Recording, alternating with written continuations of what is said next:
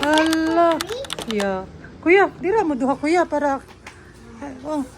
Wow, na sila yung new shoes oh. Sleeper di ay. Wow. Wow. Nabili ko lang sa TikTok. Marag 200 rin siguro na siya. Tag 200 lang siya guys. Ganda na. Wow! Ganda-ganda ilang slipper. Napakoy gipalit ni mo sisi nga kanang ariat-ariat sisi. Nay.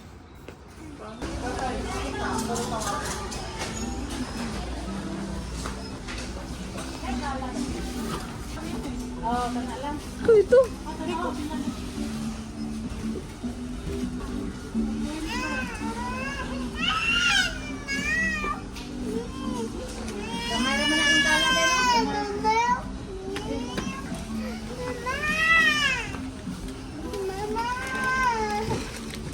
Binilog siya ti Marvin.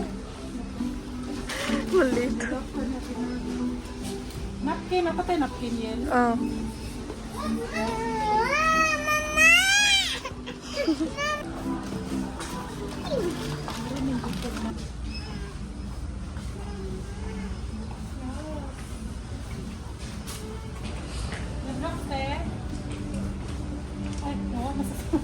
Imed, sunrox daw.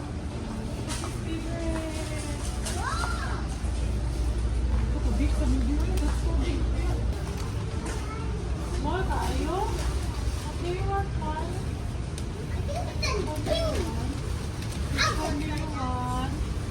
Isa yan.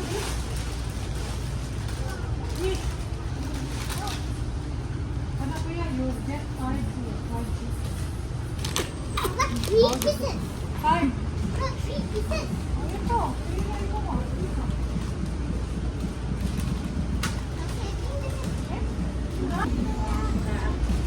Ano? Abate ko, abate. Sa shoulder, manus. Oh, babe.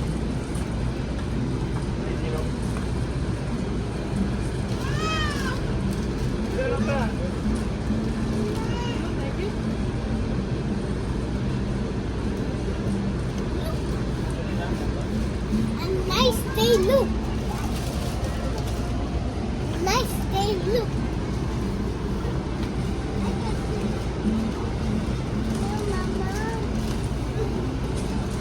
Day. Isa din ito eh. Longi. Dahil ko din sa dinon. Oh. Hindi lang. Okay, 5. Ganito oh.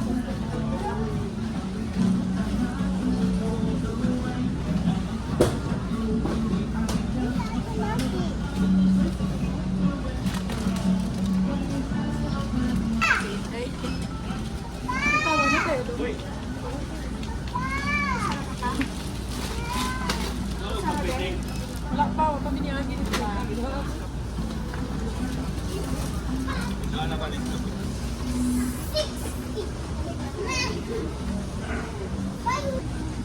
Bawal lagi ka, bis.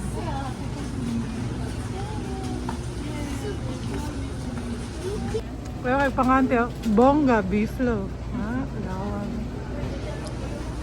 Mga bagong brand. Yeah, katayin yung ganahan na kape ba?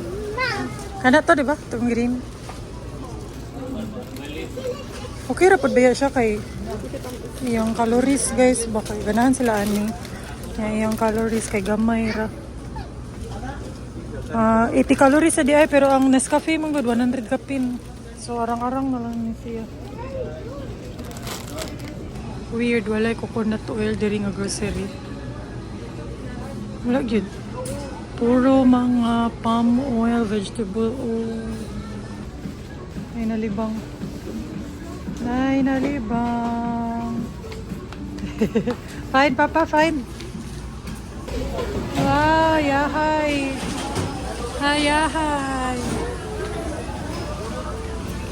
Wow, wow, wow, wow, wow. Lami. What will you say to Mama? Sisi, what will you say to Mama? Tapos hindi ka makaalis. nangyari sa'yo? And he did it way much worse. Ikamatay ko. Kala ko po talaga kakamatay ko siya. Sabi niya sa akin, kasalanan ko daw. Dahil ako daw ang pinili niya. Ay, maraming salamat kasi buntis ako sa anak mo eh. Ginagawa mo kong bobo. Important documents ng parents mo. Nasa calculator plus.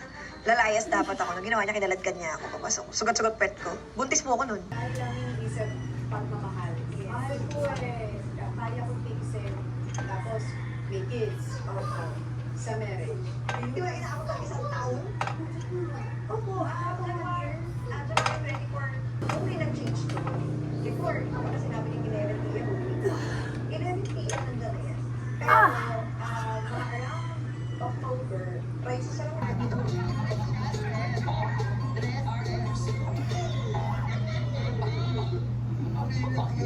Oo. Pinag-iinit na yung ulo ko. Ay, may imagine ka pa niya. Nasundo mo yung pag ikaw na-imagine niya, sinasabi ko sa'yo. Pero, so Nadine, kamusta ka na? Di ba kasama sa Japan?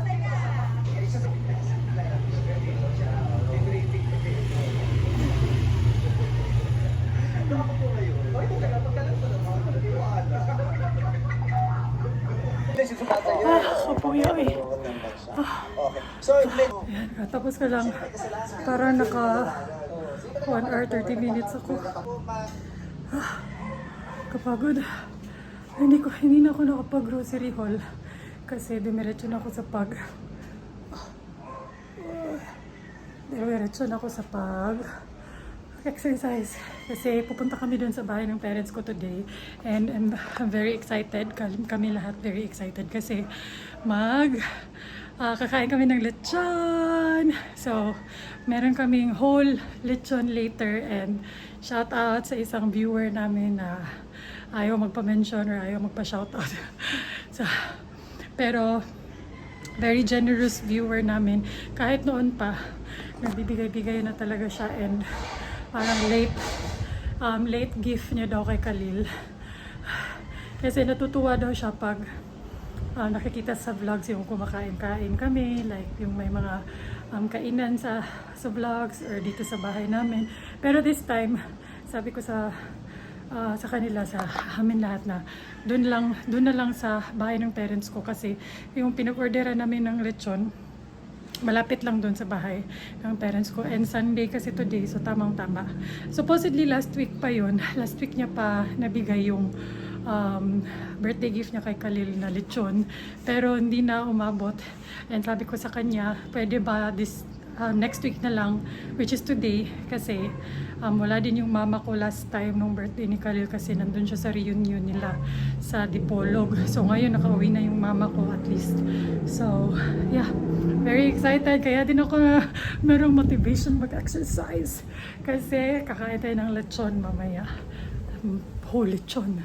So yeah, maliligo na ako and magre-ready na din kasi baka magising na si Baby Kelsey in a few minutes. Si Khalil parang feeling ko magkakasakit or lalabas na naman yung ubo niya. Kasi kagabi or kaninang madaling araw, nagising kami ng madaling araw dahil sa ubo niya. And ewan ko, hopefully hindi ganun kalala. Katulad noon, kasi ilang beses na siyang nagkaubo ng ganyan na medyo malala yung iba. Pero hopefully nga, this time, hindi ganun kalala. Si Baby Kelsey, okay na siya. Wala na siya lagnat. Si Khalil naman ngayon yung may ubo at sipon. So, after workout, protein shake tayo. Isa sa mga, kahit hindi ko ganun kagusto yung lasa ng protein shake, nilolook forward ko pa rin siya kasi alam kong it's good for me. And it's good for my muscles, my recovery. Laking tulong talaga yung protein powder kasi nga hindi ganun kalaki yung kain ko. Kung nagpa-prioritize ako ng protein pero I know for sure hindi ko talaga mahihit kung sa kain lang ako magdedepende.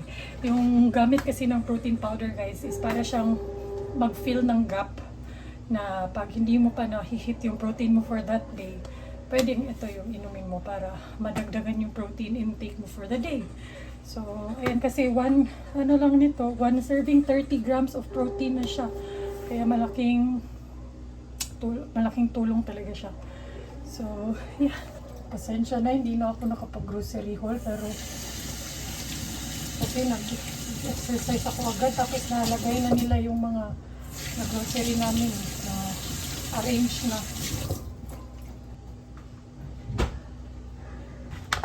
So, yung iinumin ko is itong chocolate kasi hindi ko ganun ka nagustuhan yung cookies and cream. I mean, okay lang naman siya, pero mas gusto ko tong chocolate talaga.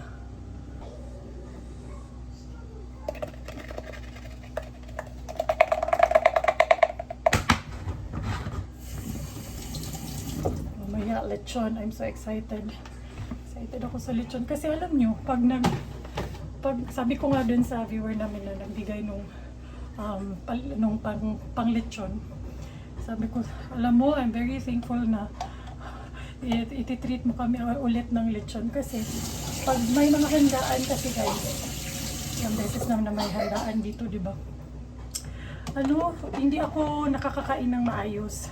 Hindi ko na-enjoy yung handaan kasi nga busy din entertain ng bisita, ganun, busy sa pag-prepare, sa arrange lahat, ganun. So, hindi ko na-enjoy yung kain. So, ngayon, na wala namang event talaga, kakain lang kami. So, ma-enjoy ko talaga. As in, like, yung term nga ng kapatid ko is mukbang. Saan tayo magmumukbang ng lechon? Sabi ko sa bahay ng parents. Doon lang sa bahay ng parents namin kasi malapit lang doon yung kukuhanan ng lechon. So, yeah, and Sunday din kasi ngayon, so hindi traffic. So, sabi ko okay na dun. Dun na lang sa bahay nila. Para hindi na rin bumiyahe yung mama at papa ko. Kami na lang yung pupunta dun. And lagi din naman talaga kami pumupunta every Sunday dun sa bahay ng parents. Ayan, nalagyan ko na ice.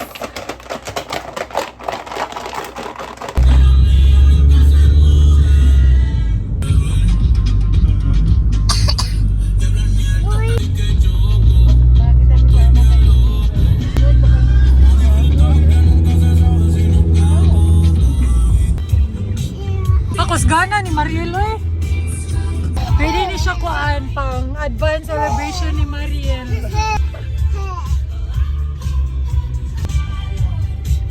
Haya Mariel ay nilitsyon. Haya birthday ay. Hala, ayan na. Pumaldo na naman siya. Ay, no, thank you. Thank you kay Kuan.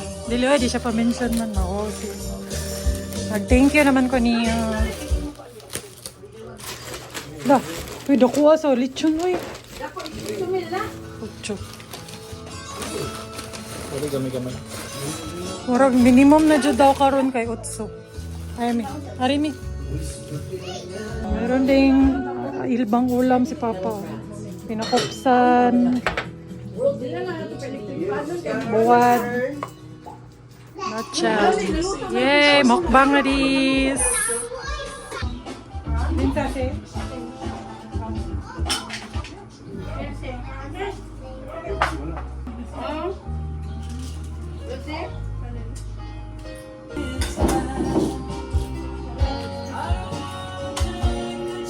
Nagkabisitas Mariel B.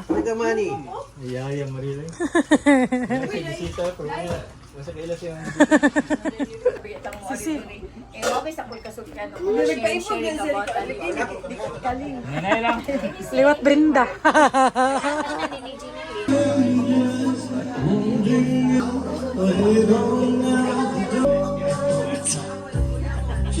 Oras na 11:30, mag 11:30 na or mag alas 12 na, and kakauwi lang namin mga 10 minutes ago. Ako na yung nag-drive kasi si Melaz lashe as usual. Kainuman niya yung papa ko, yung uncle ko, pati si Kent. Naglagay lang ako ng skincare. May mga nagtatanong about sa skincare routine ko. Ilang beses ko na ata napakita sa vlog, pero let's see kung time akong i-film yung morning and night routine kasi iba-ibang products yung ginagamit ko sa morning and night. So let's see if I can film it this week, hopefully. Sa day off ko. And yeah, I'm very happy today kasi we spent time with our family. Hindi ko pala napakita yung outfit ko. Cute pa naman yung outfit ko today. Yun. Oh, diba? Cute outfit. Pang thumbnail. It's always a great time to spend quality time with family while of course kumakain ng masarap na food. Kaya sobrang thank you sa aming very generous na viewer. It would not be possible kung hindi dahil sa kanya or hindi dahil sa iyo na magka family bonding today. Kasi wala naman talagang okasyon today, pero since may paletsyon, of course we invited our relatives na din. Hindi na ako nag-invite ng friends, ganun, kasi, pero buti na lang din, hindi na ako nag-invite ng friends kasi sobrang lakas ng ulan. Pagka-uwi namin, sobrang lakas pa ng ulan, kaya medyo hassle yung pagpunta sa sasakyan, ganun, kasi yung lakas ng buhos ng ulan, kaya, anyway, at least we came home safe, and ayun nga, ako na yung nag-drive. The perks of knowing how to drive, ayan, kahit lasing yung husband mo, safe kayo makakauwi kasi ikaw marunong ka mag-drive, and I'm sober. Hindi na talaga ako umiinom. Alam nyo, ang sarap ng kain ko kanina. Tingnan nyo naman. Ayan, normal ko yan. Normal. Sarap na. Tapos Monday na later, guys. Ayan, work na naman. But yeah, di tayo pwedeng magreklamo kasi alipin tayo ng pera. Despite me having some hesitations about my job, like, alam niyo yun sa mga nanonood ng vlogs. Alam ko, sabi ko gusto kong mag-stop na, ganun, pero at the end of the day, I will still realize na ang swerte ko sa trabaho ko, and I'm so blessed na meron akong trabahong ganito.